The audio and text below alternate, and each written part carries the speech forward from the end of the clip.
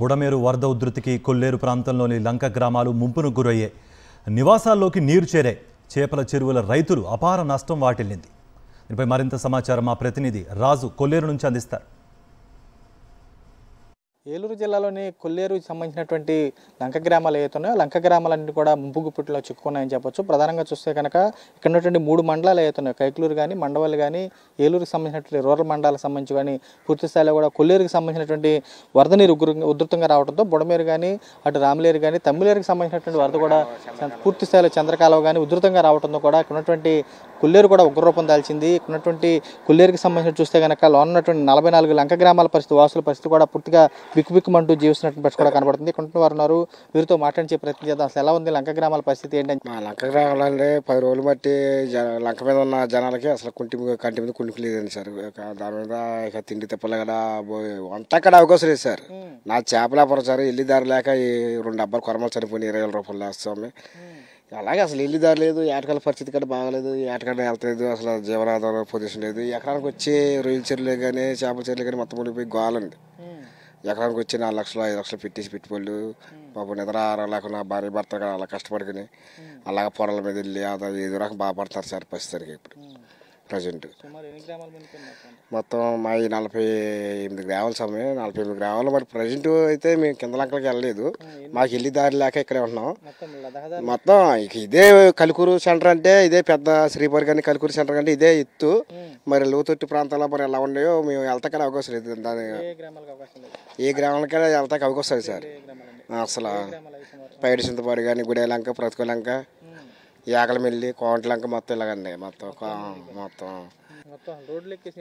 పొద్దుడికి ఇప్పటికి కనీసం 3 అంగుళాలు నార పెరిగిందండి. ఎప్పుడు నా చిన్నతనం చూశాను స్వామి. మళ్ళీ ఇక అప్పుడంటే నా చిన్నతనం అంటే బాగా ఫలాలు ఇంకా బాగా తెలివితేటలో కొద్దిగా అభివృద్ధిలోకి వచ్చినాక అలాగే కొద్దిగా కౌక గ్రావెల్ గిగులు పోసి దెబ్బల కింద వేసుకుని ఆ దెబ్బలే మునిగిపోతే ఏంటి పరిస్థితి? లేదండి, ప్రస్తుతానికి ఆ టైం లేదు. మాది పల్లమేనండి ఊరు. ఈ ఊరు ఎత్తుగా ఉన్నదని చెప్పి మా నాన్నగారు వాళ్ళ ఇంటికి మేము వచ్చాము. మాది పెనమాకలంక అండి. ఆ ఊరు మునిగిపోయిందని ఈ ఊరు వచ్చాము. ఇక్కడ కూడా మునిగిపోయి చాలా ఇబ్బంది పడిపోతున్నామండి. అలా ఉందండి. మా ఊరు అయితే అసలు కనపడట్లేదు. అక్కడ అసలు తింటాకుంటాక అసలు ఎలా ఉంటున్నారో ఏంటో కూడా తెలియదండి. పడవలేనండి, దేని మీద వెళ్ళినా పడవల మీదే వెళ్ళి బాగాను అక్కడ మునిగిపోతుంది అని చెప్పేసి ముందే మేలుకుని మేము పడవల మీద ఇక్కడ యువతల పక్కకి చేరాము. ఇక్కడ కూడాను మునిగిపోయి విధానంగా ఉన్నదండి బాగాను.